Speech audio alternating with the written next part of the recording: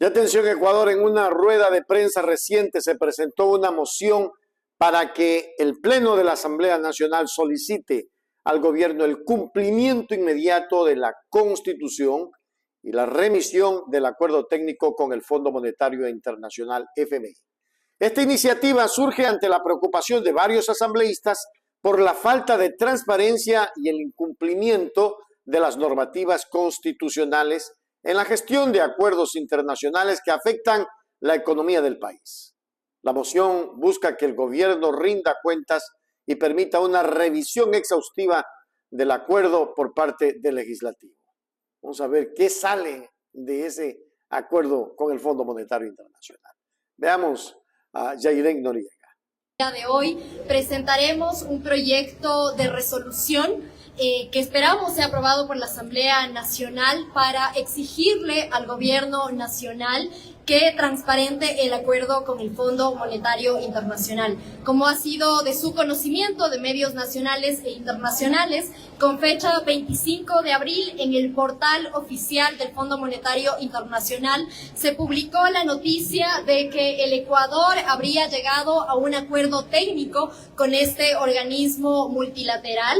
Y en ese sentido, la Constitución, en el artículo 419, numeral 5, establece que la ratificación de los tratados internacionales requerirá la aprobación de la Asamblea Nacional en caso de que comprometa la política económica del Estado establecida en el Plan Nacional de Desarrollo a condiciones de instituciones financieras internacionales o empresas transnacionales. En este sentido, lo que buscamos es que el presidente de la República cumpla con lo que establece la Constitución, dado que es conocido mundialmente que el Fondo Monetario Internacional es un organismo que establece acuerdos internacionales con los estados a cambio del cumplimiento de ciertas condiciones. Ya lo vimos en el año 2019 cuando el gobierno del señor Lenín Moreno firmó un acuerdo con el Fondo Monetario Internacional y se sometió a ciertas condiciones de ajuste estructural. ¿Qué quiere decir esto? Básicamente, reducción del gasto público, sobre todo en los sectores de salud y educación.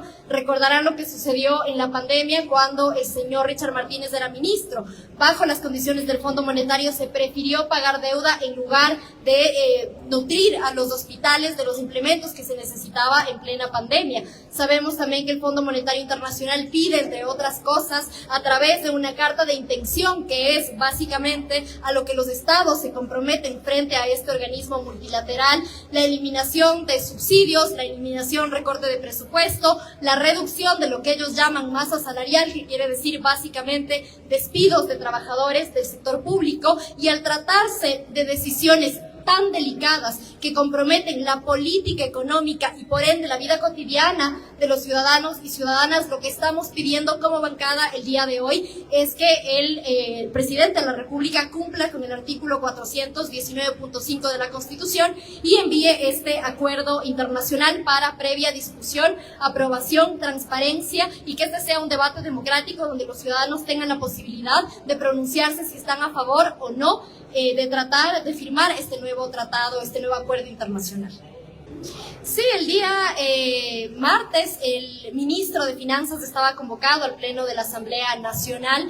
Por medios de comunicación se ha sabido que la agenda en el exterior del presidente se ha limitado. Entiendo que el día de mañana ya estará de regreso la comitiva, y en ese sentido la acción de que el ministro de Finanzas comparezca ante el Pleno de la Asamblea Nacional es una acción complementaria, porque lo que el día de hoy estamos exigiendo al gobierno nacional es que envíe todos los detalles del acuerdo, que envíe copias certificadas del acuerdo técnico, incluyendo la carta de intención. Esta es una herramienta fundamental porque es la carta de intención, el documento que habilita a que el Fondo Monetario Internacional entregue un crédito, y además es el documento en el cual el Ecuador expresa cuáles son las medidas de ajuste estructural que va a tomar el gobierno para con el Fondo Monetario Internacional. Insisto, son medidas que afectan en los subsidios de los combustibles, son medidas que impactan en el presupuesto general del Estado, porque por lo general trae como consecuencias recortes a sectores como salud y educación, recortes a despidos a servidores públicos, y ese tipo de de decisiones, al ser tan delicadas, tienen que ser ratificadas o negadas por la Asamblea Nacional conforme lo establece la Constitución. Pero un acuerdo ministerial del Ministerio de Finanzas que declara que podría preservarse cierta información no impediría que envíe dicha información a la Asamblea Nacional. En absoluto. De hecho, el artículo número 18 de la Constitución establece que todas las personas en forma individual o colectiva tienen acceso a información. Y dice lo siguiente: no existirá reserva de información excepto en los casos expresamente establecidos en la ley. Por lo cual, el acuerdo ministerial, que además coincidencialmente se presentó cuando nosotros como bancada ya habíamos enviado a la Asamblea Nacional, a la Secretaría General, una solicitud en el cambio del orden del día precisamente para tratar este tema, coincidencialmente aparece este acuerdo ministerial que, insisto, no tiene ninguna validez porque no hay acuerdo ministerial que invalide lo que establece la Constitución en su artículo 18 y otras leyes como la Nota I. Se habla de un posible acuerdo entre la bancada de Revolución Ciudadana y otras bancadas para precisamente bajar el tono al tema de la sanción contra la Asamblea de Pamela Aguirre y conformar esta comisión para tramitar los proyectos de ley del presidente. ¿Qué respuesta tienen ustedes ante esto?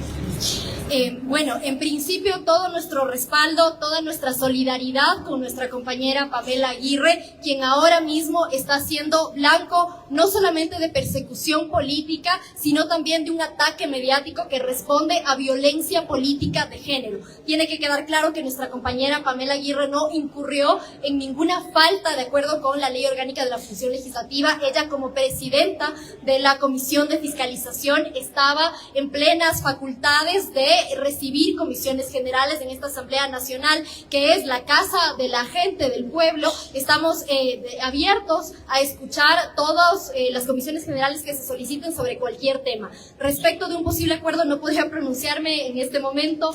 La verdad es que nuestra coordinadora de bancada no se encuentra en esta rueda de prensa. Sin embargo, sí es importante anticipar que las reformas que se traten para cumplir con el mandato de la consulta popular se pueden tratar en comisiones especializadas o generar una nueva comisión para el tratamiento específico de este tema. Muchísimas gracias. Gracias.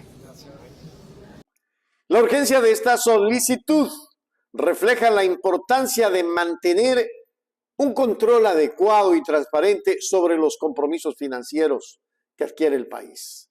Los asambleístas enfatizan que, según la Constitución, cualquier acuerdo de esta naturaleza debe de ser informado y sometido a la consideración del órgano legislativo para asegurar que se protejan los intereses nacionales. Con esta acción, la Asamblea Nacional pretende garantizar que se respeten los procesos democráticos y se evite la toma de decisiones unilaterales que podrían tener un impacto significativo en la economía y en la vida de los ciudadanos.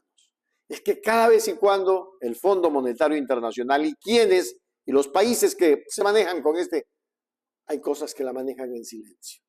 Porque el Fondo Monetario Internacional no es que presta para solucionar un problema, es que presta para acaparar y para meter su capitalismo allí, con sus intereses consagrados a los tenedores de deuda. Es terrible, ecuatorianos. Si ustedes algún momento descubrieran qué es eso, mueren. Recuerde suscríbase a nuestro canal. El canal de la información.